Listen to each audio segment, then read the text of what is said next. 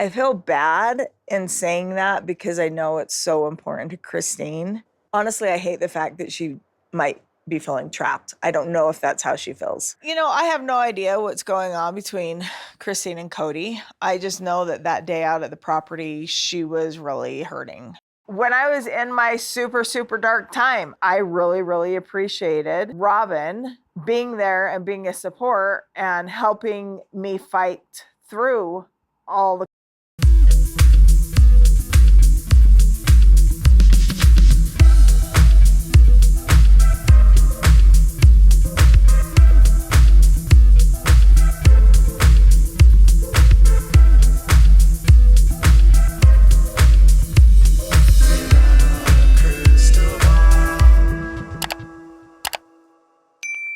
Hey guys, it's Katie from Without a Crystal Ball. I hope you guys are having a good day. It's Monday, November 29th. I hope you guys had a really good long weekend. I took the whole weekend off and it was glorious. I actually spent the whole weekend doing genealogy. Have you guys ever done Ancestry.com? I am obsessed. This is not sponsored, by the way. I just love looking into history and I love to investigate. And over the weekend, I was investigating my German ancestors. So if you've done that in the past, let me know about some of your experiences. So let's talk about this week is going to be extremely busy. Josh Duggar is in court today. There's a pretrial hearing. And then we also have to discuss the trial, which starts tomorrow. So I needed to decompress. But right now what we're going to do is talk about Sister Wives. So last night's Sister Wives episode was really, for the most part, about COVID and about getting the family together, managing the dynamics of the relationship. There was a little bit of discussion about moving to Utah, but for the most part, it was about getting together to send Hunter off to Baltimore to go to school. And in this episode, I think there was, some parts that were extremely obvious that some of the divide that's happening in this family, some of the people of the family seem to believe that Kody is being controlled or he's doing things for Robyn versus everybody else. And some of the kids seem to be resentful of Robyn and her control over her husband, Kody. Got it? The whole episode starts with Kody and Janelle basically talking about how they want to get together for Hunter's party, sending him off to college. He's going back to school. It's after months at home, and she wants everyone to see Hunter before he leaves. They talk about having a barbecue over at the property, and Kody talks about how they're going to have 3 fire pits, and he wants people to social distance, and whether or not they wear masks is kind of up to the mom and up to them. They sort of have this back and forth about what they want to do, how they want to do it, and there's this really odd part where he's listening to Pachelbel Canon D, which is what I walked down the aisle to when I got married, and he was listening to this to working out, and Robyn got kind of sassy about how Janelle used to listen to rap music and wear like black shirts and went to rock concerts. When we were in Vegas, she went to several rock concerts and wore black t-shirts and heavy makeup and stuff. Yep, part of me is starting to realize that Robyn is just really uptight and will do just about anything to follow the rules of Kody so that she can have his attention. That's just my opinion. So we learned that she actually liked Eminem and went to some concerts and had rattleskin snake leggings, I guess, and black shirts. I had some snakeskin leggings and a ratty black t-shirt, tank top thing. So yeah. They finally settle on the fact that they're going to have this event, and they'll have 3 fire pits, and it'll be a triangle, and blah, blah. Who knew that working out to Pachelbel's canon in D is motivating? That's like not motivating to me. That's like relaxing, but not motivating. When I'm working out, I want to listen to rap, just like Janelle. Okay. So then Kody goes over to Meri's house, and Meri is like laughing because Kody actually wants to go over to her house and talk to her. And she's like, oh my God, Kody wants to talk to me. He actually wants to talk to me. So Kody is on his way over.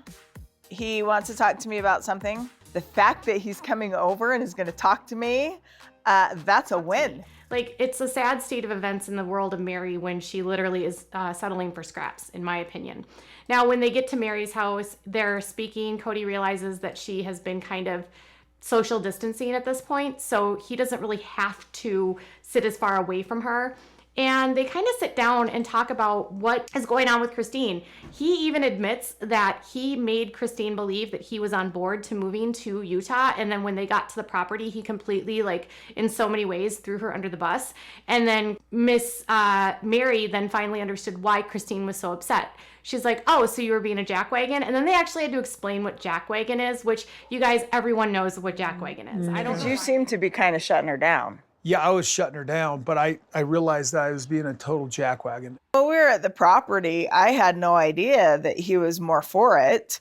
No wonder she was so upset. A jackwagon is just the kind of guy who's like a jackass, a jerk. I don't know why they think that this is like a unique word to them. It's just not. Anyways, does he live in his like world of narcissism constantly? Oh, I can't. So after she's talking about this, she's like, oh, well, no, I don't want to move to Utah because we got basically kicked out. I'm just not, that's not where I want to be.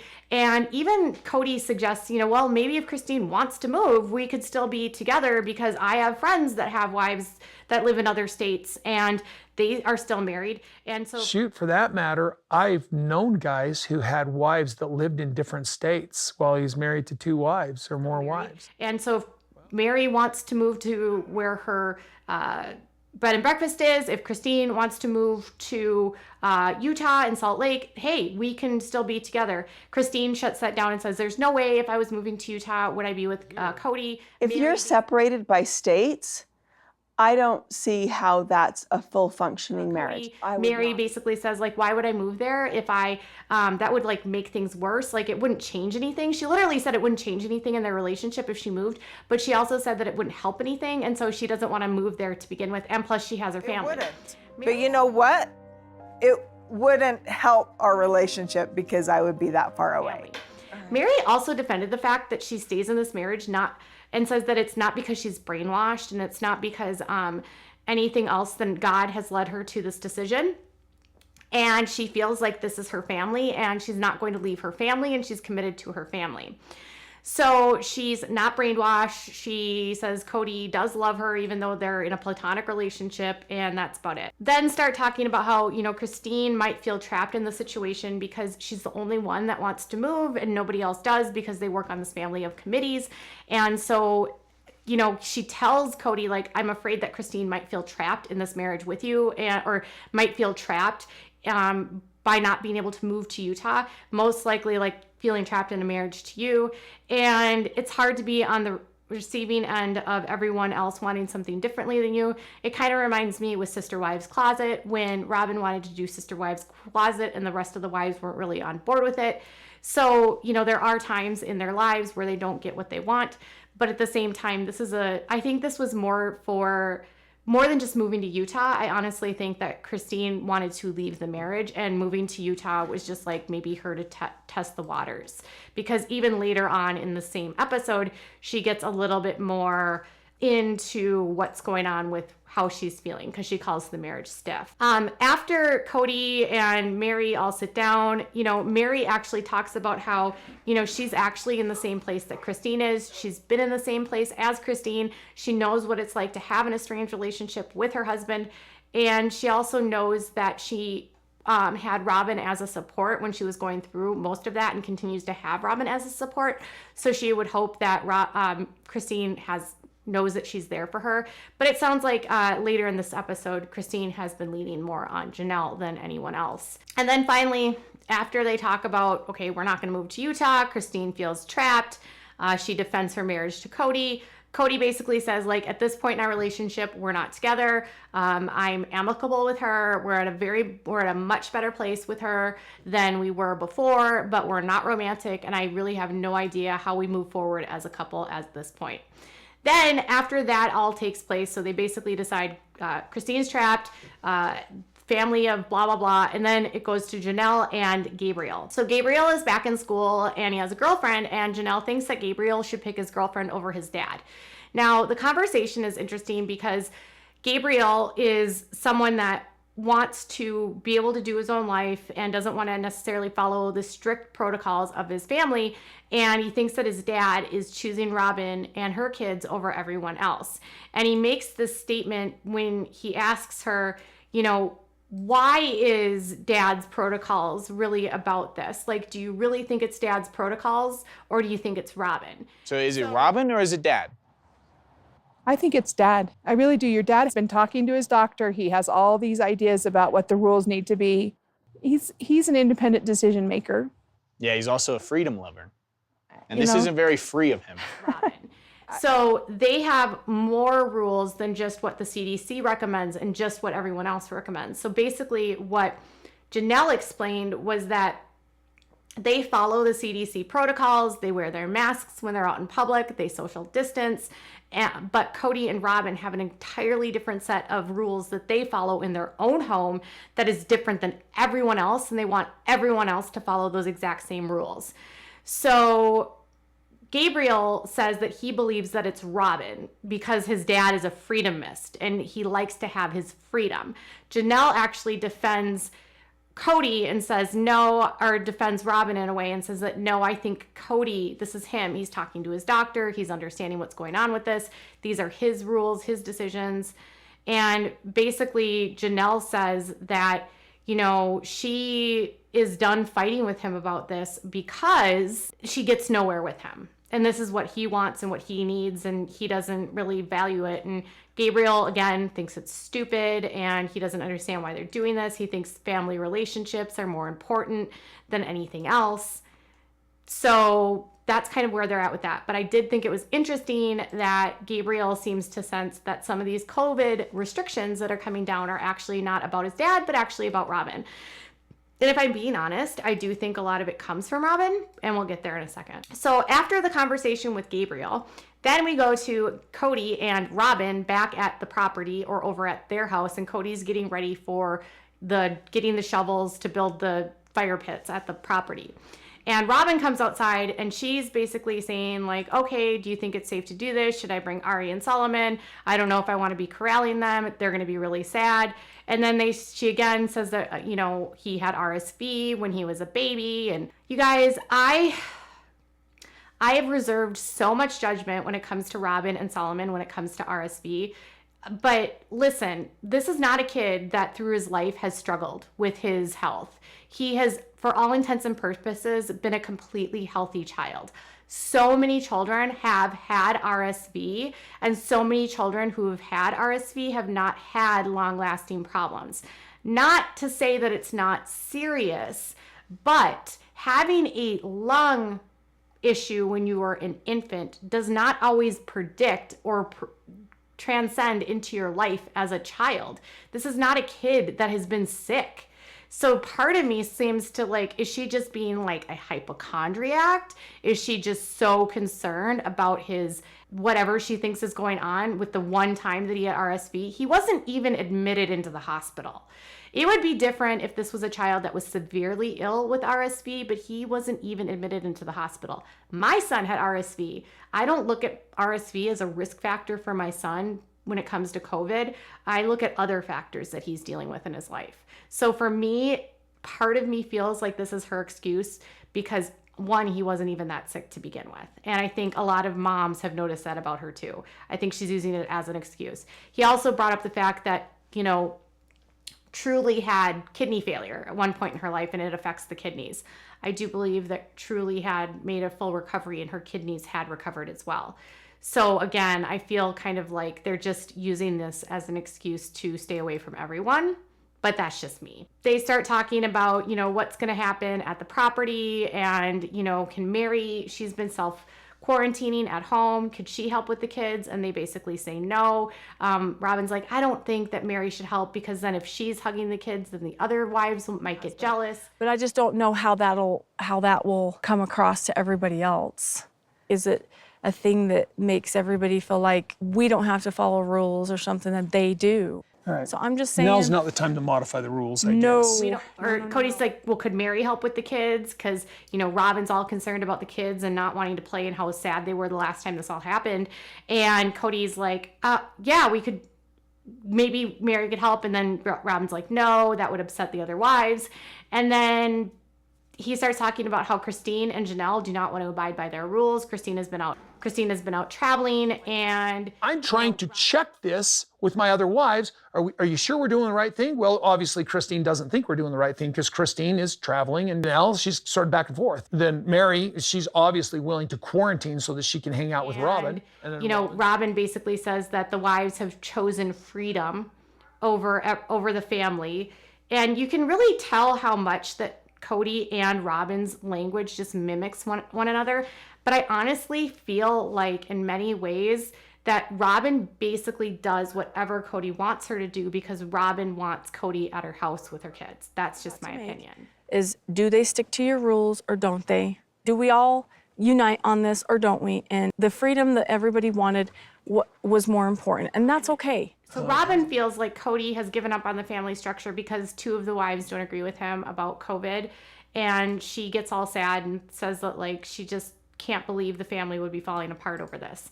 It's very odd to me that in one breath she wants Kody all to herself, and then the other breath like she gets sad that he talks about his relationship with his wives failing. It's a weird place for them. Like sort of giving up on the family culture and the structure that we have. It's shocking to me. It's shocking every time he talks like that. And I'm trying not to like take it super, super seriously, let him process through. Maybe this is just COVID, but it's been really, really difficult. So then after their conversation, basically Meri's not going to help with them, and the other wives suck because they're not following COVID. They get to the property.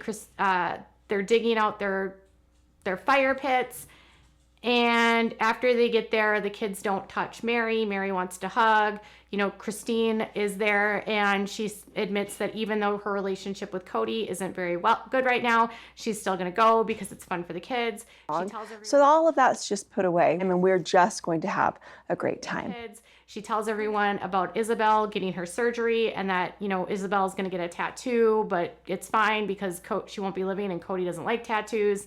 And that, Isabel's really sad that Kody's not going to be going to this surgery, and Kody basically says, well, it's better that I not go because they're going to be gone for 6 weeks and I can't be away from my family for that long. She is really, really sad about that. She really wants her dad there so badly. Isabel and Christine are going to be gone for a month, and then they have to quarantine before and then after. It's about a 6-week process, and it's just not good for me to be away from all the other family for that length of time.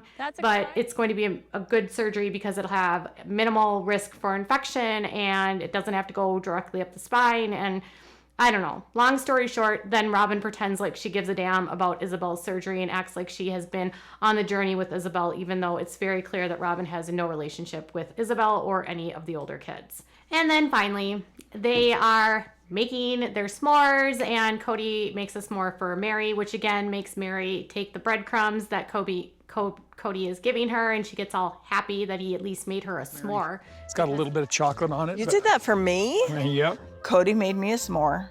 I saw Robyn tell him to make it for me, and I'm okay with that. Because he thought about her. And then she says, I know that Robyn actually facilitated that and asked Kody to make me the s'more. And then Robyn refused to answer that question when the producers asked. So Meri said you put Kody up to that. I don't know. Is that true? I don't know what you're talking about. So Kody made her a s'more, and apparently they're back in love, although they're not. Then they all get into an argument about the holidays and how they're going to handle the holidays. And then again, Gabriel and Garrison talk about their frustrations about how their dad is ruining their family and how the family should still be together, and that they're losing their relationships with all of their siblings, and they miss being around Robyn's older children. And there's some Robyn and Meri running around the children and trying to corral them. Kody had spent this whole time telling Robyn to bring the kids and everything would be fine. And then Kody is basically doing nothing but eating and hanging out with family, and poor Robyn's running around trying to corral Solomon and Ariella from actually like touching truly. So and then you can tell that Robyn's so tense. And at one point, it seems like she's so scared to break the rules that it might affect Kody, and like that she might get in trouble with Kody. I don't know what's going on here. I don't know if Kody is really the dictator here or if Robyn's the dictator, but it feels like she is trying to follow his rules to keep him happy so that he'll be with her. That's just my opinion. And the family seems to believe that Robyn is controlling Kody about what's happening with COVID. And the boys are angry at Kody, and Kody then says that he has lost his head of household. His wives have sort of derailed him. He doesn't have control anymore, and he is hurting and pained because of what's happened to the family, and that his opinions don't matter in their homes. I want to do the right thing. And it's breaking my heart that I have been marginalized to the point where I am no longer the head of my household in a couple of homes. I don't know, Kody, when you neglect your other two wives, they're going to do what they're going to do for their own happiness. And even Janelle and Christine, Christine admits that she has picked Janelle more times than Kody, that she has gotten together with Christine or with Janelle at their house without social distancing, and that she doesn't care. She would rather be with Janelle than Kody sometimes. Right now, this is where we're at. Or they're still fighting about COVID. The kids are still mad at him. Isabel's having her surgery. Gabriel's mad at Kody and Robyn. And Robyn is just doing whatever she can to keep Kody. And Meri is wanting scraps. And Janelle likes rock music. And Christine and Kody, their marriage stinks. And Meri thinks that she's trapped, or that Christine is trapped. And Meri's not leaving Kody. So that's what I've got for now. What are your thoughts about this week's episode? Tell me in the comments below. Bye, guys.